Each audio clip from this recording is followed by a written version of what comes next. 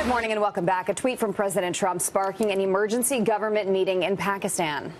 The country's National Security Council meeting with ministers and military chiefs after the president accused them of lies and deceit. This as the U.S. now vows to withhold monetary aid. Here to discuss is the Navy SEAL who killed Osama bin Laden and Fox News contributor Rob O'Neill. Thanks for joining us this morning. Good morning, Jillian. Good morning, Rob. So what do you think? Do you think that the U.S. should cut off Pakistan? I definitely think the threat is legitimate. They should have done that off the bat, cut off the aid, say we're going to do it, and then stop. All right, just the threat was stopping to support them with the military stuff. Everything from the jets we give them, the armor we give them. It definitely needs to be brought out there because they're blatantly lying to us on a lot of things. We just had that Canadian-American family that was was actually recovered by the Pakistan military from the Haqqani network. They didn't tell us at first there was actually a high-level Haqqani operative in there that actually runs the kidnapping. We found out about it. We wanted to interrogate him. Pakistan just said no. And he could have led us to, there's other Americans that are captive in Pakistan by the Haqqani right now. They didn't give it to us. I've seen, even with the bin Laden raid, when we were sitting in a room, we knew it was bin Laden we're going after. We were given 5 different options on how we're going to do it. One of them was, should we do a multilateral mission with the Pac Mill? And everyone in the room, including the analysts from the agency, said absolutely not. If we breathe the words Osama bin Laden to the Pakistanis, he will be gone.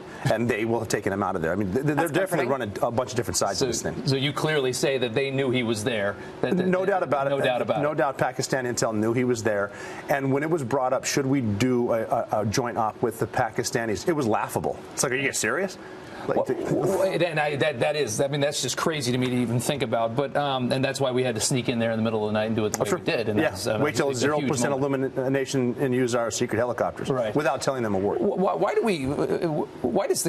we support a country like this? I mean, it's got to be super complicated. The reason that the logistics of the area, it's very complicated, and we've been working with Pakistan, dealing in Afghanistan since we were helping the Afghan Mujahideen and foreign fighters fight the Russians when they were in there. So we're getting our Stinger missiles in there to fight the Russians because Pakistan holds the port of Karachi and some of the ports right there where Afghanistan's landlocked, and they kind of control everything over there. They've got everything. They've got like the federally administrated tribal areas, parts. This is the Western Himalayas. It's very difficult to get into. They can control everything just based on the port and the way they can move. So it's always been complicated, and that's just been a way for us to get the big number of items, supplies, everything from communications to weapons to ammunition through Pakistan. If we lost that and they know it, it would be more difficult. We could still do it, but it's going to just add to it. Why do you think it's taken until now for something to be done about this? Because the political correctness. We've been paying people that don't want to negotiate forever. It just seems like it's the thing to do. That's part of the swamp, I would say.